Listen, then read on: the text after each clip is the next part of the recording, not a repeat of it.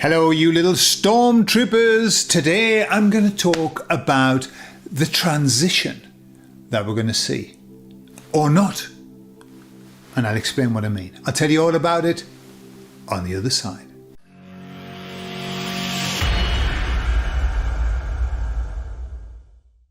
So perhaps you've heard me talking about the conversations I've had with the emissaries about the transition of moving away from this, the falling down, the breaking down of all of this old structure and the building of the new one.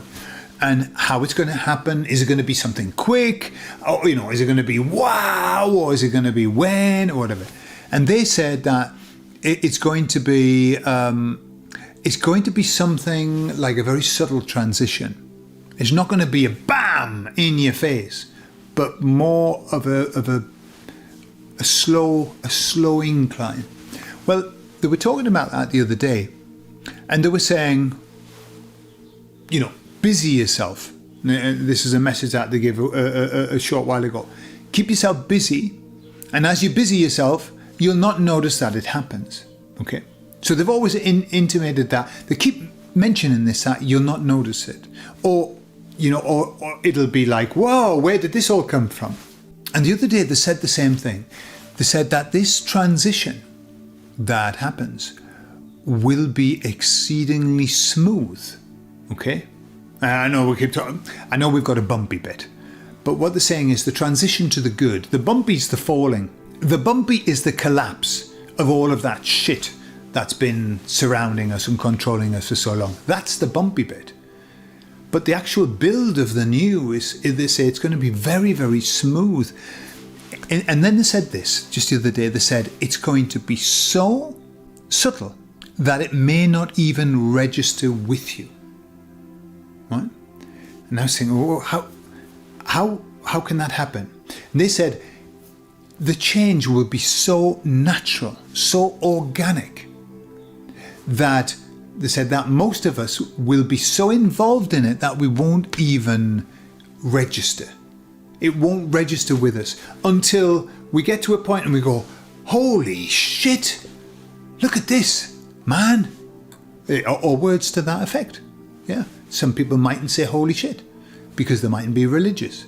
They might just say, fucking hell, or something like that. Yeah. Fucking hell, look at that. So isn't it funny when people, I used to have a friend who never used to swear properly. He used to eat half of the words, mumble half the words. And he always used to say, canal,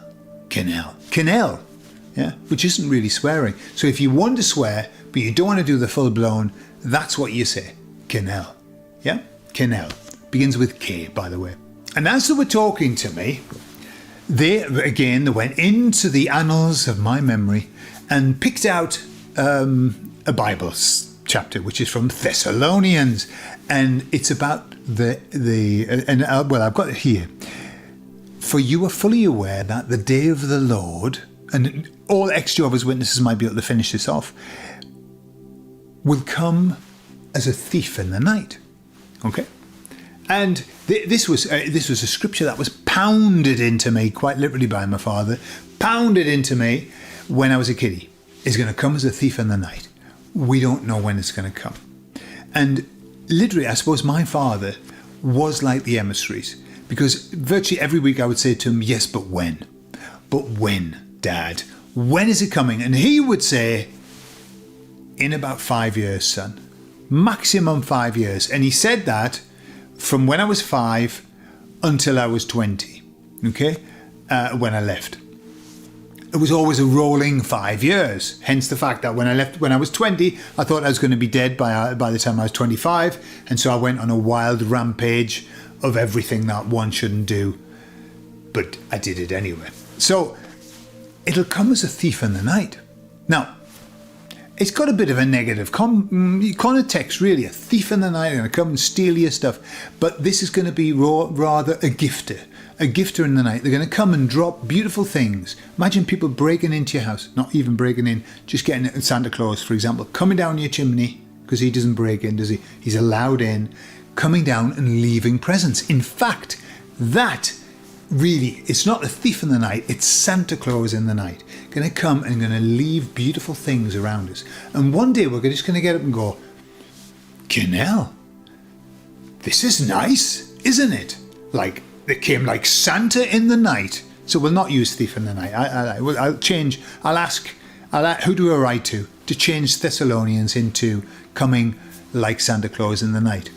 So, or the three wise men if you live in Spain, because Santa Claus doesn't come here. The three wise men come, but they don't arrive. They've got a longer journey because they're coming from far east. Santa's got a magic sled. The three wise men come on camels. So they take their time and they don't arrive until the 6th of January. However, or the 5th on the night, and the 6th, we're all there. Well, that's really what it's all about.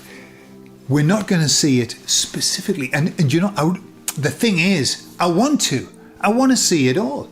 I want to see every step, and I want to relish every step. I want to see the fall of Babylon and the rise of our beautiful, and I want to see blade by blade of grass.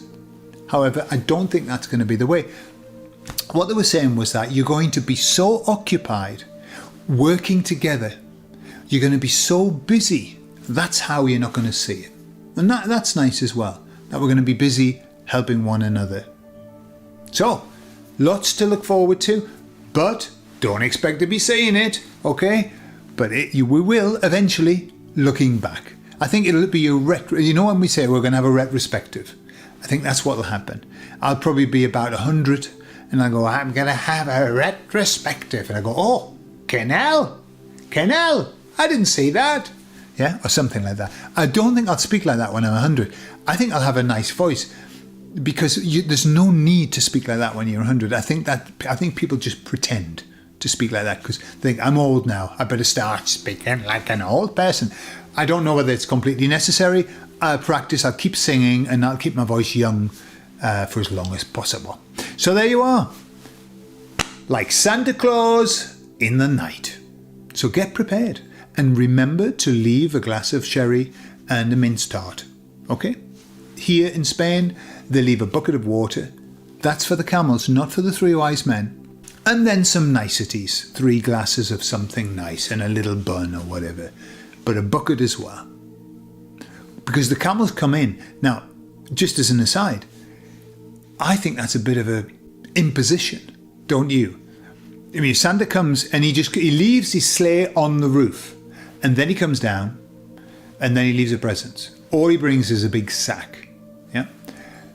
The 3 wise men, they come in with camels.